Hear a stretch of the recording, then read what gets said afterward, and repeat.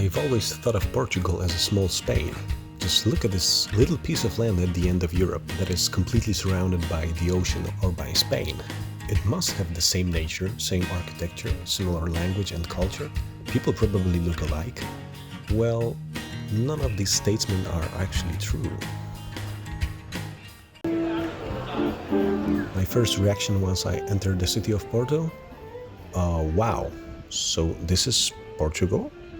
I really imagined Porto as a cozy, sweet and colorful old town, whereas in reality, I kind of felt the Southern American vibes.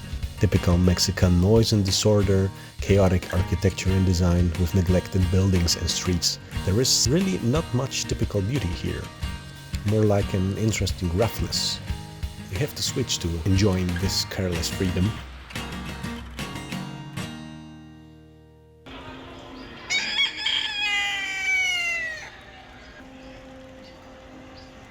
Don't be so cocky.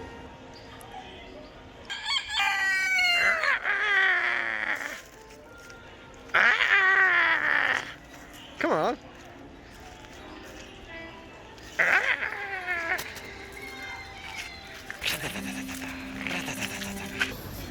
Okay, once again.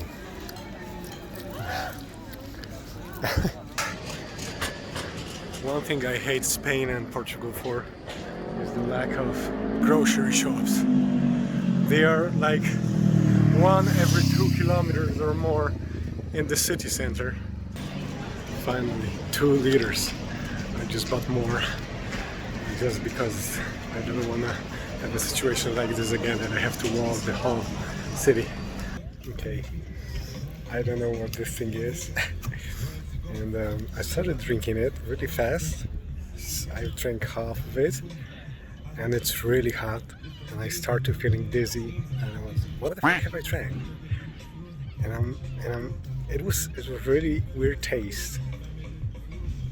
And I'm reading and it's a white wine with fruits. Looks like a juice. What? And I'm actually a bit drunk right now. Ridiculous. I would never say that I'm buying a wine. The city shows its more picturesque face once you get around the river. Also, it's fun to wander in the streets and observe various street performers, tourists from around the world, and locals doing their things.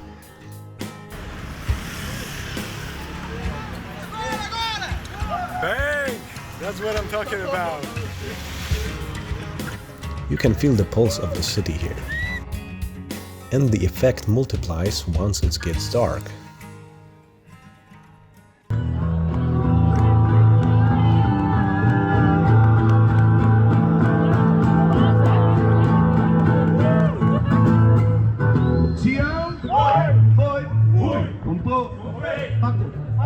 Me diz quanto foi. Me diz quanto foi. Tião foi. Comprou. Pagou. Me diz quanto foi. Me diz quanto foi.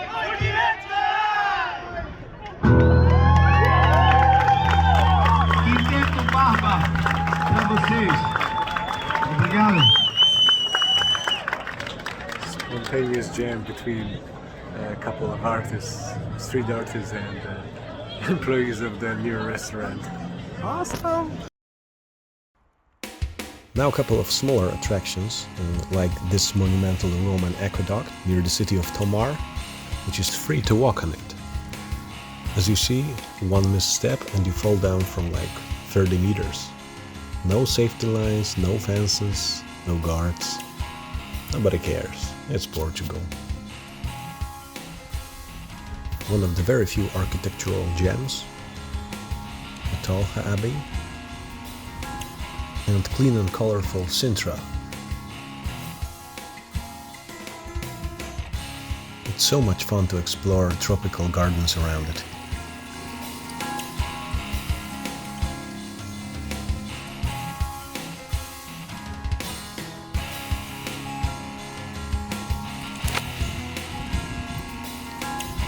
I enjoyed a lot this old city of Óbidos.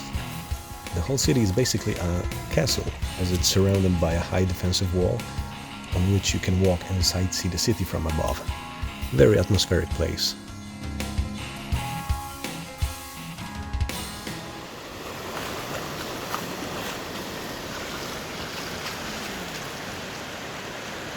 You got a double sun.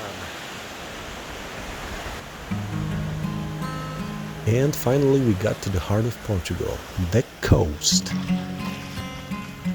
Basically, the majority of attractiveness of Portugal lies in its beautiful beaches, warm water, and best waves in Europe.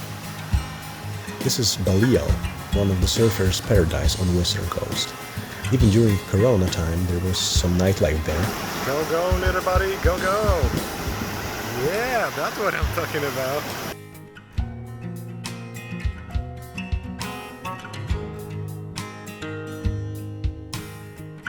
As I'm walking here, seeing all these beautiful people having a great time, listening to the music of the ocean, sun resting on my face, my feet in the water, stepping on the soft sand. So beautiful moments, and I'm so grateful and I'm so happy. You know, just little things.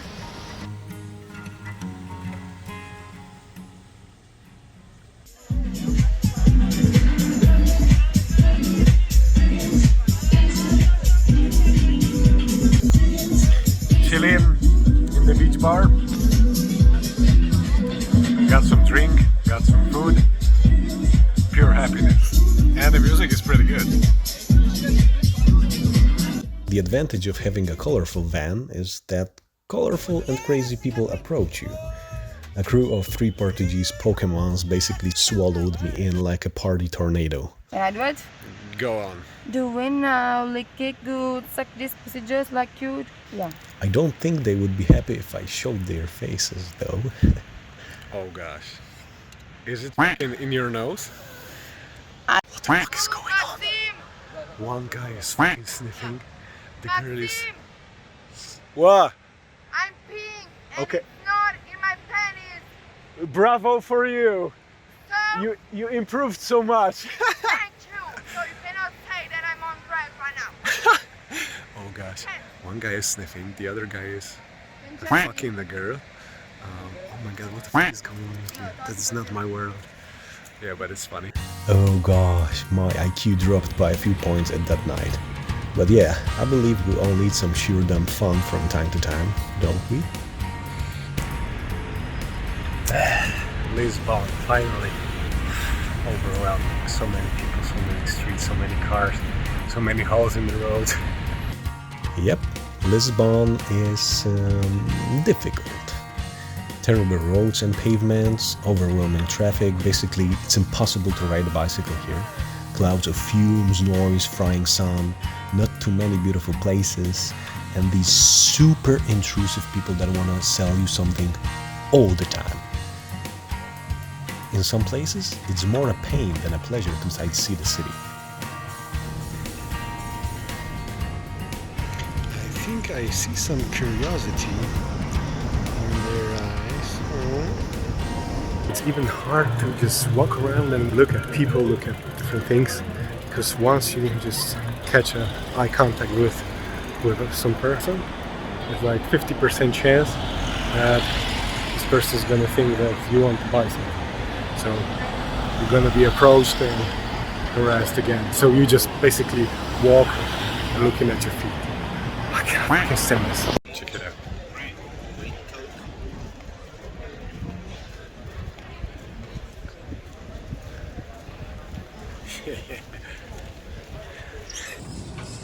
But on the other hand, Lisbon is alive. And it's different. It has its distinctive charm, which not everyone's gonna love.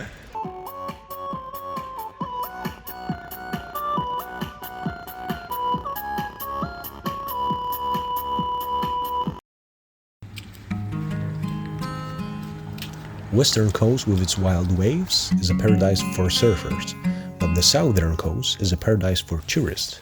Coast littered party towns and amazing rocky beaches. some of which can easily land on the list of the most beautiful beaches in the world. And one of the most spectacular one is hidden inside the stunning cave of Benagil.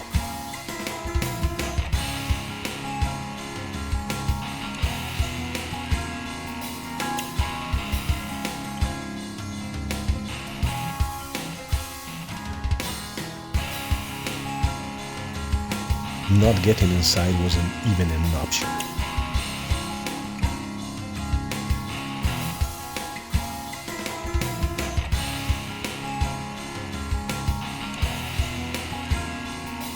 Most of the people swim there by motorboat or kayak.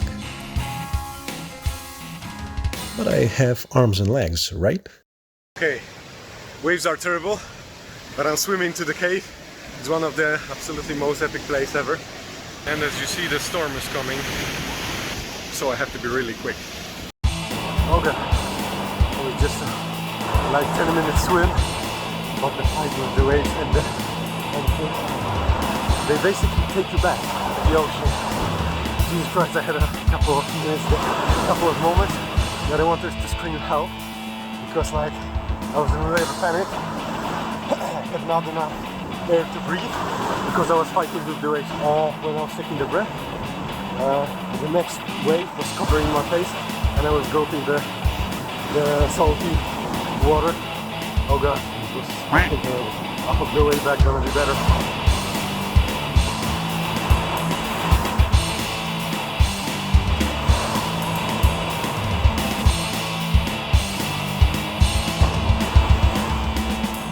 Am I on some Caribbean island? Nope, it's just Europe.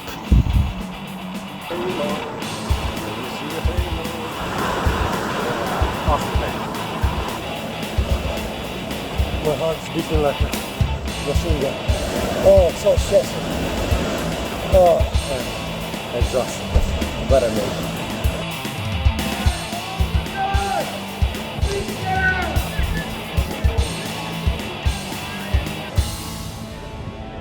Who's that? Mr. Drunk.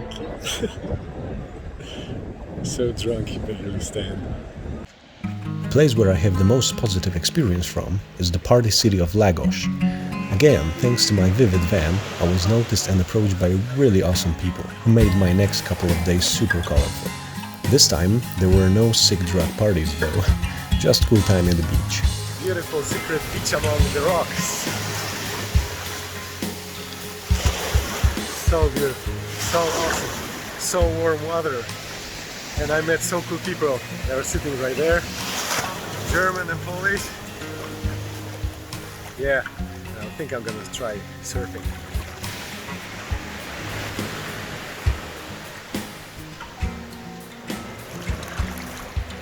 And I joined them at surfing training. Jesus Christ, I'm telling you, this sport is so difficult at the beginning. You really feel like a ragdoll in a washing machine the first time you get among the waves with the board. But I managed to pull out a couple of slides on my belly. And believe me, that's all I needed to reach the goddamn nirvana. This sport is so epic, you feel like riding the back of Mother Nature. It's almost a spiritual experience. I have no footage of myself, so I will just show you my friends in action.